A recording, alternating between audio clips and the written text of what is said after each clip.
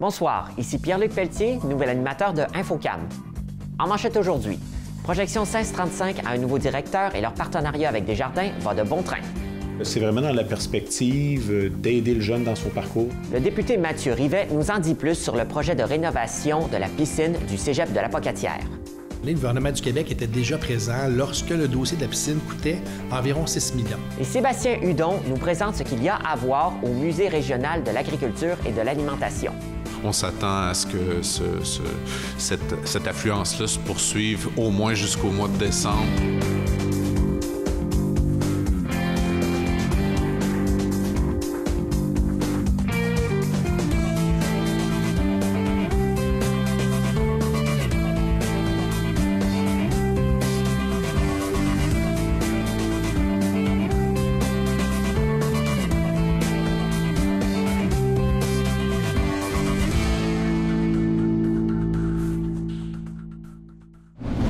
C'est sous forme d'expositions, de rencontres et de conférences que le Musée québécois d'agriculture et de l'alimentation nous invite à le visiter cet automne.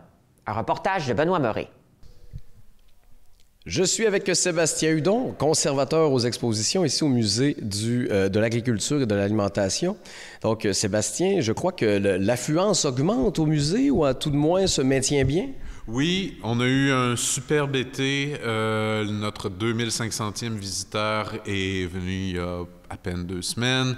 Il y a toujours un flot régulier de visiteurs qui vient nous découvrir le musée ou redécouvrir le musée. Et évidemment, avec la population étudiante qui vient de franchir les portes des écoles, on s'attend à ce que cette affluence-là se poursuive au moins jusqu'au mois de décembre, moment où on ferme pour l'année, pour la première période du printemps, si on veut, jusqu'au mois de mars. Et ce que j'ai cru comprendre, c'est qu'il y avait aussi beaucoup de conférences qui avaient été organisées dans les derniers moments et qui arrivent également et qui est très appréciée. Oui, on a eu 2 conférences jusqu'à maintenant et en fin de semaine, évidemment, ça va être passé quand les gens à la maison vont voir l'entrevue, mais on a Patrice Fortier qui vient donner un atelier fort sympathique pour les jeunes intitulé « Je suis une graine » et donc les gens qui vont être là vont être invités à venir se mettre dans la peau d'une graine et de vivre le parcours et voir comment la sélection naturelle, etc., et la génétique influencent le développement des semences. Puis, le 25 septembre, Lily Michaud va venir faire une conférence donc, sur les germinations. Il y a toujours moyen de vérifier sur le site web et sur notre Facebook, donc les informations pour cette conférence-là à laquelle on attend évidemment encore du public qui va être enchanté de découvrir toutes les questions autour de la germination. Elle est vraiment spécialisée sur ces questions-là. Donc, voilà. Et pour ceux qui auraient envie de venir faire un tour en ce moment, qu'est-ce qu'on peut voir?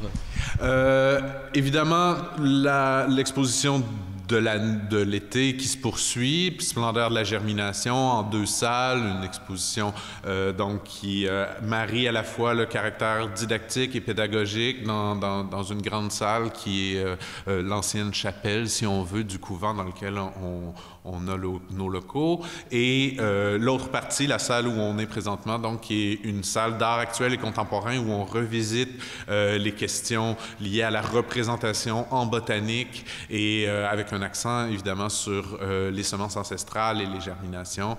Donc voilà, c'est à découvrir pour ceux qui en ont pas fait encore l'expérience. Et à venir, je crois qu'il y a quelque chose tout au long de novembre. Oui, en fait, l'exposition Manger, l'exposition qui nourrit, qui va s'ouvrir sous peu, aux alentours de la mi-septembre. Donc, les gens pourront prendre connaissance de cette exposition-là, qui est vraiment axée beaucoup plus sur les familles, qui est une exposition assez considérable, donc sur tout un plancher à l'étage du dessous, juste en dessous de où on est présentement. Et donc, on invite la population à venir avec leurs enfants. C'est vraiment une exposition qui est faite et pensée en pédagogie avec un superbe graphisme où on parle de toutes les, si on veut, les relations que nous avons et que nous entretenons avec le fait de se nourrir et toutes sortes de détails par rapport à l'alimentation qu'on connaît pas ou peu et qui expliquent vraiment ce phénomène-là pour nous les humains, mais aussi en contexte culturel, donc québécois. Et aujourd'hui, j'ai l'impression que c'est un thème qui est un peu plus cherché par monsieur, madame, tout le monde. Qu'est-ce qu'on mange? Qu'est-ce qu'il y a dans ce qu'on mange? Ben, l'alimentation, hein, c'est la base un peu de la vie aussi, de manière générale. Mais bon, c'est sûr que ça intéresse beaucoup les gens, mais c'est ça, c'est que les gens sont de plus en plus curieux à la manière dont ils vont s'alimenter, dont ils vont prendre soin de s'intéresser à ce qui est dans leur assiette, ne serait-ce que pour la provenance, par exemple, tel ou tel producteur, la qualité des aliments, pourquoi certains aliments produits de façon industrielle sont parfois moins nutritifs, moins savoureux, etc. Donc, toutes sortes de questions qui intéressent de plus en plus les gens. Bon, les gens adorent la cuisine en général. On sait que les émissions de cuisine au Québec, ça fait toujours fureur, mais je pense que c'est un endroit où, justement, on s'investit aussi affectivement, l'alimentation, les repas, et c'est là où l'essentiel de la communication puis de la transmission se fait, donc de manière parfois un peu plus informelle, justement, que dans une salle de classe. Donc, on aime beaucoup prendre ça en considération, puis amener les gens à se rendre compte de l'importance de bien s'alimenter et de bien réinteragir entre convives quand on partage un repas, si on veut. Un vrai moment. Donc, il y a entre autres une collaboration avec Vrille aussi qui a lieu. Oui, avec Vrille, un partage, si on veut, d'intérêt autour d'un artiste dont le nom est G1. Yel s'intéresse au Cabouron du Kamouraska, va venir en présence ici faire une résidence. Donc, on partage, si on veut, la présence de l'artiste, Vrille et nous, en leur offrant des locaux. L'artiste va produire sur place. On invite vraiment les gens à venir rencontrer cet artiste-là. C'est très rare qu'on fait disons, des résidences d'artistes dans un musée. Et donc, on a très hâte de recevoir. Puis, justement, de permettre aux gens d'interagir avec l'artiste, avec ses préoccupations liées notamment aux identités de genre. Et c'est très fin, c'est vraiment de grande qualité. Les œuvres, des fois avec des matériaux aussi qu'on peut pas imaginer, avec lesquels on peut travailler puis arriver à des résultats magnifiques. Donc, on invite la population, et spécialement la population étudiante, à venir rencontrer G1. Et aussi, n'hésitez pas à vous rendre au marché à Saint-Pascal pour voir l'exposition Mycélium. On sait que c'est le mois du champignon, là, dans Kamouraska. Donc, l'exposition Mycélium qu'on a préparée, nous, au musée, il y a... donc, va être sur place, et les gens vont pouvoir se familiariser vraiment de manière didactique aux champignons, à la cueillette, l'histoire de la cueillette dans la région, etc., sa culture aussi. Donc, voilà, je pense que ça fait un bon tour d'horizon de tout ce qu'on offre cet automne. Ça ouvre bien l'automne, oui. Merci beaucoup, Sébastien. Écoute, je suis sûr que les gens vont venir vous voir en grand nombre, et bien entendu, on les invite à le faire. Merci beaucoup. La piscine située au cégep de la Pocatière doit être rénovée, mais les coûts de rénovation sont plus grands que prévu. Benoît Meuré s'entretient avec le député Mathieu Rivet pour comprendre la situation. Donc, je suis avec Mathieu Rivet, député ici de la Côte-Sud. Écoute, Mathieu, on a le bon vieux sujet chaud de la piscine du cégep de la Pocatière. Donc, c'était réglé, ce n'est plus réglé. Qu'est-ce qui se passe? Bien, au fait, oui, c'est important de pouvoir avoir cette opportunité-là, de donner l'heure juste au fait, puis pour faire un peu l'échéancier de comment ça a fonctionné. Le gouvernement du Québec était déjà présent lorsque le dossier de la piscine coûtait environ 6 millions. On recule là, de 2022 environ. Le gouvernement du Québec avait accepté d'octroyer 4,3 millions dans une enveloppe du ministère de l'Enseignement et une autre enveloppe de 1,5 million qui provient de l'enseignement supérieur. Ça, c'est le cégep qui a décidé de prendre cette enveloppe-là et de l'attribuer. Elle provient du gouvernement du Québec, mais c'est le cégep qui pouvait prendre cette décision-là. Donc, 5,8 millions étaient déjà réservés sur une facture, sur un budget de 6 millions.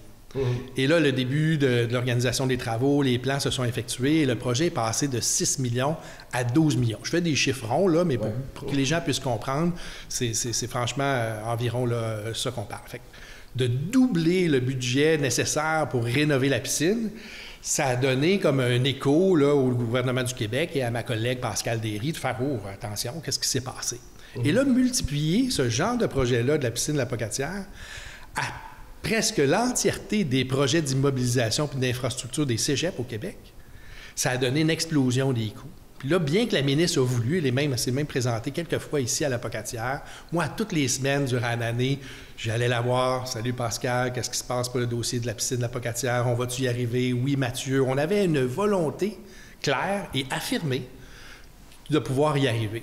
Le PAFIRSPA, qui est le programme là, sur l'investissement des infrastructures sportives au Québec, c'était un peu notre dernière chance. Et on a eu la réponse le 9 juillet que ça n'a pas été accepté. Fait que là, à partir de là, il y a eu là, toutes ces informations-là qui ont été données. Il y a eu aussi de la mauvaise information qui a été partagée dans le milieu. Et dès le 9 juillet, moi, dès les jours qui ont suivi, j'ai d'ailleurs envoyé à l'ensemble des élus du Kamouraska et aussi sur ma page Facebook des informations factuelles sur où est-ce qu'on en est. Et le manque à gagner est de 5,2 millions. C'est un gros montant. Mais pour expliquer aux gens habituellement comment ça fonctionne, une piscine comme celle de la Pocatière, elle est utilisée à 90 % par la communauté. Donc, par des gens des différentes 17 municipalités du Kamouraska, voire même de l'Îlet aussi. Elle est utilisée comme ça par la communauté et 10 % pour les biens pédagogiques du cégep. Donc là, à ce moment-là, j'ai pris connaissance du dossier et de voir à l'intérieur de l'ensemble du Québec de quelle façon le financement de la réfection d'une piscine pareille fonctionne. On s'est rendu compte que partout, à Shawinigan, à Trois-Rivières, à Thetford, à différents endroits au Québec, il y a une part du milieu de 25 % environ, c'est une moyenne, c'est pas un chiffre absolu, mais c'est une moyenne, qui est nécessaire pour que le gouvernement du Québec puisse continuer les démarches. Donc, dans les dernières semaines, dans les derniers mois, j'ai mis sur pied différents comités, aussi avec des gens d'affaires pour voir si on ne pouvait pas aider, on va dire ça comme ça, le gouvernement du Québec à prendre la décision d'aller un peu plus loin. Puis 25 % de 12 millions, c'est 3 millions. Donc, aujourd'hui, on est face à ce constat-là. On a besoin de 3 millions entre deux MRC, la MRC de Kamouraska, la MRC de l'Îlet et la ville de la Pocatière. Là, bien, comme toutes ces informations-là ont été données dans les dernières semaines, en plein été, bien, il faut laisser le temps aux gens de travailler actuellement, puis de voir jusqu'où on peut aller. Puis pour bien expliquer aussi à la population, habituellement, un projet comme ça, il fonctionne à l'envers. Le milieu dit, avec le cégep, on souhaite pouvoir rénover notre piscine, on a besoin de cette infrastructure-là chez nous. Voici, nous avons un tiers du budget ou peu importe le montant. Nous avons 25 % du montant. Gouvernement du Québec, s'il vous plaît, par tel programme, pouvez-vous nous aider? Donc, l'argent du milieu est déjà là. Prenons par exemple ce qui s'est passé à Montmagny. On a eu un octroi très important, autant en culture qu'en sport. C'est une infrastructure qui concerne une piscine également et une palette sportive. Bien, le milieu s'est mobilisé. On dit, nous, on a besoin de ça. La MRC investit 6,8 millions sous forme de quote-part à l'intérieur du projet comme ça pour s'assurer que le gouvernement du Québec dise « Nous allons devenir partenaires et financer une infrastructure pareille qui est un besoin du milieu. » À la Pocatière, on peut faire un parallèle. On a besoin de cette piscine-là dans notre milieu pour la sécurité aquatique, pour l'enseignement de nos jeunes, pour de multiples raisons, mais aussi pour le volet pédagogique du cégep à 10 %. Donc, sachant ça, bien, la réponse est de dire il faut que le milieu se mobilise d'une façon positive et financière, parce que c'est ça qu'on a besoin. Et puis moi, je suis prêt à collaborer, comme je le fais depuis le tout début. Dès le mois de juillet, j'ai d'ailleurs annoncé à l'ensemble des élus quels étaient au niveau factuel les éléments, c'était quoi le manque à gagner, puis c'était quoi les solutions qu'on pouvait avoir pour y arriver. Moi, je vais continuer à accompagner le cégep d'abord, puis accompagner aussi les élus dans ce cheminement-là. J'y crois. J'y crois qu'on est capable d'y arriver. Puis je pense que si on démontre aux députés, au gouvernement du Québec et à ma collègue Pascale Derry qu'on est en mesure de faire comme il se fait ailleurs au Québec, bien, je pense qu'on aura déjà une partie de la réponse et ça sera la clé pour aller plus loin dans les démarches entre le ministère, le cégep et le travail aussi qu'on aura réalisé pour trouver le financement nécessaire. Donc, on doit ramasser des sous pour dire au gouvernement, on a assez de sous, vous pouvez baquer le reste de ce qui manque de sous. Bien, je pense qu'il y a plusieurs étapes avant ça. Je pense que l'idée, c'est de dire, OK, ailleurs au Québec, ça a fonctionné quand on avait ce modèle-là. Oui. Puis moi, c'est ce que j'ai apporté à mon milieu, de dire, nous avons des modèles au Québec qui ont fait en sorte que ça a fonctionné. Premier point. Deuxième point, actuellement, le cégep et le ministère regardent à peut-être diminuer les coûts. T'sais, on parle d'une rénovation de 12 millions. Ouais. Ça ne s'est jamais vu au Québec. Là. Il y a des particularités spéciales, mais ce que ma collègue Pascale Derry et les gens du ministère mentionnent, c'est qu'habituellement, quand on rénove une piscine, ça coûte 3, 4, 5, 6 millions. Un peu comme c'était là, au moment de la première demande. Oui. Donc, sachant ça, après ça, qu'est-ce qui a fait qu'on est rendu à 12 millions? Bien, le ministère et le cégep, c'est à eux à faire ce travail-là. C'est ni à moi, ni au comité citoyen, ni à la ville de Lapocatière. Hein. Il y a ce travail-là qui se fait actuellement. Fait nous allons voir dans les prochains mois quelle sera la réponse des deux MRC et de la ville de Lapocatière jusqu'où on peut aller. Puis avec cette réponse-là, le ministère et le cégep vont continuer à travailler puis trouver des solutions pour que tout le monde soit gagnant et surtout qu'on conserve la piscine au cégep à Lapocatière. Merci beaucoup, Mathieu. Je suis persuadé que ça met le spot sur les interrogations grises. Ben oui, il y en a plusieurs, puis il faut prendre le temps, hein, souvent, de faire un petit pas de recul puis de s'assurer que les informations soient justes puis éclairées. Puis c'est ce que je me suis affairé à faire dans les dernières semaines de la meilleure façon possible. Mais j'invite les gens à la prudence, mais surtout à garder le focus sur quel est notre objectif, c'est de conserver la piscine. Le gouvernement du Québec a déjà 6 millions, 5,8 millions sur la table. Je pense que collectivement, on sera capable de trouver des solutions pour le reste. Merci beaucoup. Bonne journée. Projection 1635 a un nouveau directeur. Benoît Morel le rencontre pour discuter des futurs projets de l'organisme ainsi que le futur de leur collaboration avec Caisse des Jardins. Je suis avec M. Bellec, qui est notre nouveau directeur général ici à Projection 1635. Donc, bonjour M. Bellec. Bonjour. Nouveau poste, mais vous étiez déjà dans le décor, si je comprends bien. Tout à fait. En fait, moi, je suis revenu chez Projection. J'avais déjà travaillé au début des années 2000, mais là, je suis revenu en 2021, en fait, là, pour occuper un poste de co-direction avec l'ancienne directrice Édith Sanson. Et maintenant, là, depuis sa retraite, là, à partir du 1er avril, ben, je suis directeur seul, avec une grande équipe, mais comme directeur seul. Donc, nouvelle charge de travail. Il y a aussi des nouveaux dossiers qui bougent. Je sais, entre autres, que la collaboration avec les Caisses des Jardins vient de se terminer ou vient d'être relancée, si je comprends bien. Tout à fait. Bien, c'est ça. En fait, on a un partenariat depuis plusieurs années avec Desjardins. Là, entre autres, à l'époque, ça s'appelait Desjardins Jeunes au travail, tout ça. Mais depuis 2 ans, on a fait un réalignement. On a créé, en fait, ce qui s'appelle le Fonds solidaire Desjardins, qui est si on veut, un fonds là, qui est évidemment alimenté par les caisses, qui nous permettent de mieux répondre à des besoins des jeunes, en fait, que ce soit on a différents volets, un volet plus bourse, un volet plus stage, un volet emploi. Et c'est vraiment dans la perspective d'aider le jeune dans son parcours, donc des jeunes qui font partie de nos services, qui, à certains moments, rencontrent une difficulté, il leur manque quelque chose, bien, ça nous permet de leur offrir un petit levier pour surmonter l'obstacle puis poursuivre le parcours. Donc, dans le fond, cette collaboration-là ne tire pas à sa fin, finalement, c'est ce qu'on comprend? Non, tout à fait. Effectivement, là, c'est comme je dis, ça fait 2 ans et jusqu'à là, ça va très bien. Les résultats sont très encourageants. Il y a beaucoup on parle de 25-30 jeunes là, par année, là, comme ça, qu'on peut soutenir. Puis, en tout cas, on espère que ça continue. Évidemment, il faudra voir si les fonds sont au rendez-vous, tout ça, mais jusqu'à présent, il n'y a pas de raison de se plaindre. Au contraire, c'est vraiment un partenariat exceptionnel. Tant mieux, on les remercie. La nouvelle génération de jeunes qui cherchent un emploi, est-ce qu'on a une espèce de petit conflit d'intérêts entre les jeunes et les employeurs au niveau de la communication? Comment ça se passe, ça? Bien, c'est sûr que je pourrais vous dire que, disons que les employeurs d'un certain âge et les jeunes ne se comprennent pas toujours, mais on s'en serait parlé il y a 20 ans, puis je vous aurais dit la même chose. Oui. Ça a toujours été un peu comme ça. Non, sans blague, c'est sûr que ce qui est peut-être un peu différent, les jeunes vont souvent commencer à travailler plus jeunes. Fait que c'est sûr que, veut pas, ils ont moins grande connaissance de la vie en général, moins d'expérience, tout ça. Mais c'est justement là où l'organisme comme Projection peut aider parce que nous, souvent, on va travailler avec ceux qui connaissent pas ça, les premières recherches d'emploi, des choses comme ça, ou des fois qui sont dans des secteurs plus difficiles parce que, bon, on a beaucoup parlé de pénurie de main-d'œuvre dans les dernières années. Ce qu'il faut comprendre, c'est que c'est de plus en plus résorbé à ce niveau-là, du moins pour les emplois non spécialisés, surtout les emplois étudiants, tout ça. Là, c'est pas nécessairement facile à trouver un emploi étudiant en ce moment. Oui, ça s'est rempli finalement. Oui, effectivement. Disons que certains jeunes qui ont fait le saut au début de l'été en ne trouvant pas facilement quelque chose. Là, donc, c'est ça encore là, des fois avec le soutien d'un organisme qui peut te donner les bons outils pour avancer, ben c'est sûr que c'est facilitant. Est-ce que des fois, on se bute à l'intérêt du jeune versus les jobs disponibles? Bien, évidemment.